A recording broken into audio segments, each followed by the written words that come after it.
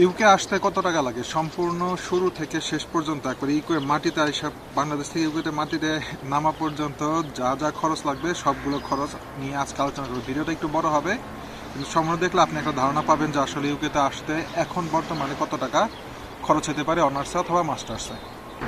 তো প্রথম ধাপ পাসপোর্টে 5,750 টাকা লাগে, এখানে অ্যারাউন্ড আমি 6,000 টাকা ধরলাম।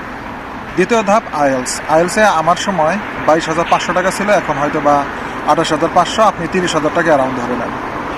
তৃতীয় ধাপ আইএলসের পরে আপনি ইউনিভার্সিটিতে অ্যাপ্লাই করবেন। ইউকের ইউনিভার্সিটিগুলো 13 থেকে 15,000 পাউন্ডের মতো চার্জ করে এক বছরের জন্য। তো আমি যে ইউনিভার্সিটি আছে আলস্টার ইউনিভার্সিটি, সেখানে 11,730 পাউন্ড। তো 11,730 পাউন্ডের মধ্যে 6,500 পাউন্ড আমি দিয়ে আসছিলাম। ধরেন ওইখানে 7,000 পাউন্ড অন অ্যাভারেজ। 7,000 পাউন্ডে আপনার পড়বে 11,55,000 টাকা। এজেন্সিগুলো বলে যে ব্যাংক ওপেন করলে আপনার 1 মাসের মতো রাখতে হয় টাকা, কিন্তু আপনি যদি লিকুইড মানি না রাখেন, যদি ব্যাংকের সাথে ডিল করে রাখেন, তাহলে আপনার মিনিমাম 3 থেকে 4 মাসের মতো রাখতে হবে।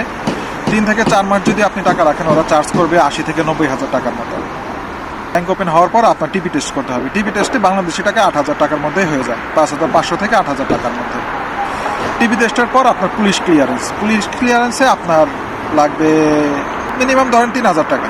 অ্যাম্বাসিতে দাঁড়াবেন। এখন অ্যাম্বাসিতে দাঁড়ানোর জন্য আপনার এইখানকার যে হেলথ ইন্স্যুরেন্স ফি আছে 1 বছরের জন্য, সেটা পে করতে হবে। 1 বছরের হেলথ ইন্স্যুরেন্স ফি মিনিমাম 1,035 পাউন্ড, যেটা বাংলাদেশি টাকায় কনভার্ট করলে 80 থেকে 88,000 টাকার মতো পড়ে। 1,80,000 থেকে 1,88,000 টাকার মতো পড়ে।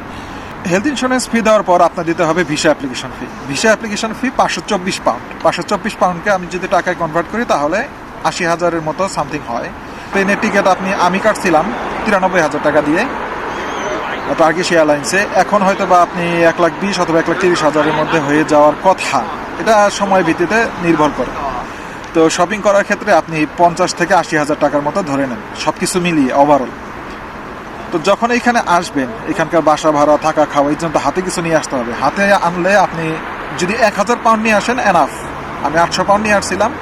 1,000 পাউন্ড নিয়ে আসলে সেটা আপনার অনেক বেশি হয়ে যাবে। তো 1,000 পাউন্ড মানে 1,65,000 টাকা। এই হলো ইউকের টোটাল কস্ট। এরপর আপনার আরও যদি হাবিজাবি নিজস্ব পার্সোনাল খরচ থাকে, সেটা আপনার বিষয়, কিন্তু এই ওভারঅল কস্টের মধ্যে আমি দেখলাম মিনিমাম 18,50,000 থেকে 19 লাখ টাকার মতন আপনার বাংলাদেশ থেকে ইউকে পর্যন্ত পৌঁছাইতে লাগবেই। এটা মাস্ট, এখান থেকে কাটছাট করার কোনো কিছুই নাই।